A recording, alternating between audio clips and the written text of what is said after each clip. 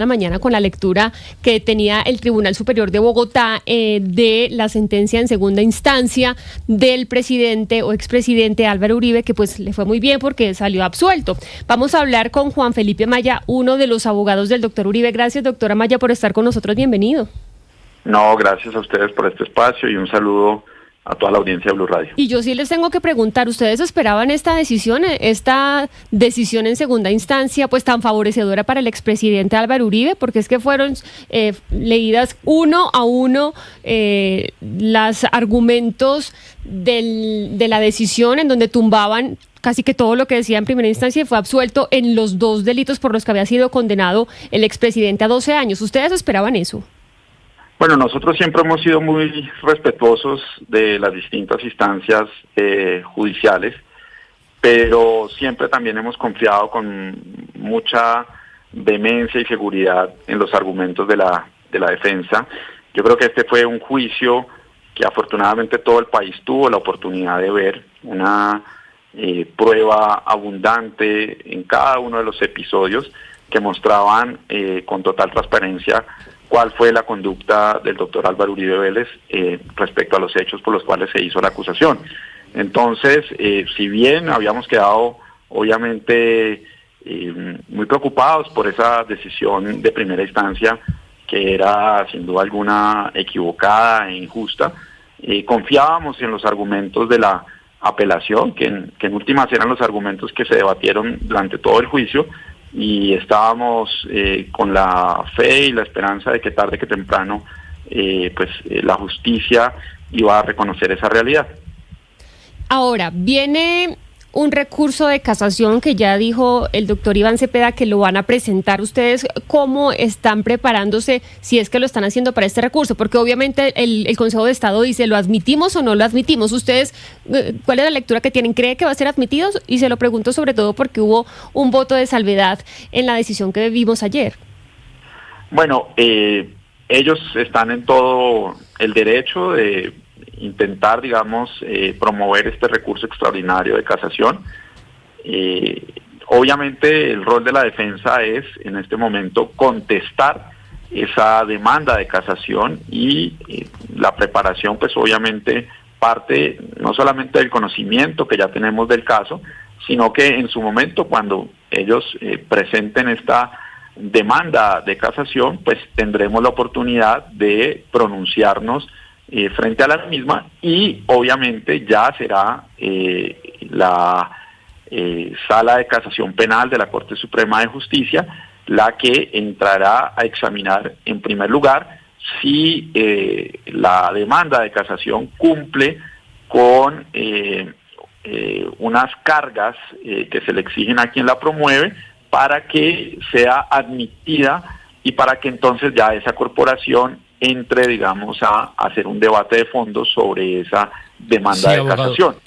Explíquenos, perdóneme, ahora sí, explíquenos a los que no somos expertos en derecho, que son el 99% de las personas que lo están oyendo, cuáles son las causales en las que una persona puede presentar este recurso, cuándo se puede y cuándo no se puede, y apenas nos responda a eso, si desde su opinión este caso, el de Iván Cepeda con Álvaro Uribe Vélez, cabería ese recurso de casación para la parte que lo va a presentar. Pues digamos que las causales, este es un recurso, lo primero que hay que aclararle, digamos, a la audiencia, y es un tema, digamos, muy jurídico, pero la gente asocia la casación como si fuera una tercera instancia, como si fuera un tercer tiempo, digamos, dentro de un partido, y eso no es, digamos, así. La casación es un recurso, digamos, que, digamos, de origen en la tradición del derecho francés, y lo que se busca ya no es hacer, digamos, un nuevo juicio ni a los hechos ni a la prueba, sino que casi que es un juicio de lo que va a juicio, digamos, por así decirlo, es la sentencia como tal. Entonces lo que se va a examinar es la legalidad de la sentencia. Y por eso el legislador ha establecido una serie de causales, ¿sí? Dentro de las cuales el que promueve la casación tiene que estructurar, digamos, esas críticas. Entonces, por ejemplo, que hay una valoración indebida de la prueba o de un testimonio porque la segunda instancia tergiversó o omitió un fragmento de lo que dice el testigo, o porque hay un error ya no, digamos, de hecho en la valoración de la prueba, sino de derecho, porque aplicó mal una norma, o porque no la aplicó, o porque, digamos, tergiversó, digamos, la interpretación. Entonces, es un recurso, digamos, muy estricto, muy técnico, que en la mayoría de los casos, diría, la Corte termina, digamos, inadmitiendo la mayor parte, digamos, de las demandas, porque esa carga, digamos, esa exigencia de encuadramiento y demostración de esas causales, pues no es nada sencillo. Obviamente sería irrespetuoso de mi parte, pues pronunciarme sobre una demanda que primero no conocemos y que tendrá en su momento la Sala de Casación hacer ese estudio. Ahora, el hecho de que el recurso se admita para su discusión de fondo no significa tampoco que ya se le esté dando la razón a quien promueve la casación, porque implica solamente que va a haber un, digamos, pronunciamiento de fondo donde la Corte dice algo así como que casa o no casa la sentencia. Y casar la sentencia significa romper la sentencia, por así decirlo, romper porque encontró, digamos, que hay una ilegalidad en la sentencia y por lo tanto debe hacerse un pronunciamiento ante esa situación. Ahora, en el caso que usted me pregunta, yo creo que todos pudimos escuchar digamos, la síntesis que hizo el tribunal ayer al momento de leer el fallo. Yo creo que es un fallo que refleja un estudio muy profundo por parte del tribunal y donde se advierten además una serie de errores e inconsistencias, sesgos por parte de la primera instancia, y pues lo que yo advierto es que es un fallo, digamos, que creo, digamos, no solamente porque soy defensor de Álvaro Uribe Vélez, sino que refleja un estudio, digamos, con unos protocolos de valoración de la prueba muy exigentes y que pues obviamente va a ser difícil entrar a demostrar una causal, digamos, de casación. Doctora Amaya, el presidente Petro dijo pues que no se puede considerar intimidad una interceptación judicial en la que aparece la voz de Álvaro Uribe hablando de sobornos. ¿Qué responde usted como abogado a este argumento que usa el presidente Petro para descalificar la decisión del tribunal? Pues mire, varias cosas. Primero, que creo que está muy mal, sea cual sea el caso, que un presidente de la República, que es la cabeza de la rama ejecutiva de este país, se esté inmiscuyendo en aspectos que son propios de la rama judicial. A mí me parece muy llamativo el pronunciamiento porque hace toda una crítica, además plagada, digamos, de errores e inconsistencias, y luego dice, pero no me pronuncio de esto porque no lo puedo hacer. Entonces sí lo hace y luego dice que no lo va a hacer. Y digamos que obviamente pues el razonamiento bastante desafortunado, se nota pues que no conoce claramente los hechos del caso. Aquí en este caso no se trata, digamos, como él lo dijo, de que se había ordenado escuchar a un criminal y que ahí aparecía la voz de Álvaro Uribe Vélez y entonces que eso no podía llamarse intimidad, ¿no? Aquí lo que se demostró y que el tribunal en una providencia bastante sustentada recogió es algo, digamos, muy grave que sucedió. Y es que la realidad es que a Álvaro Uribe Vélez le interceptaron su línea telefónica por casi un mes dentro de un proceso donde él no tenía absolutamente nada que ver, bajo una orden judicial además que reconoció el tribunal. Se originó en un informe de policía judicial que denotaba negligencia porque no se había establecido claramente a quién pertenecía esa línea telefónica y donde claramente no era claro ni siquiera el propósito de la interceptación.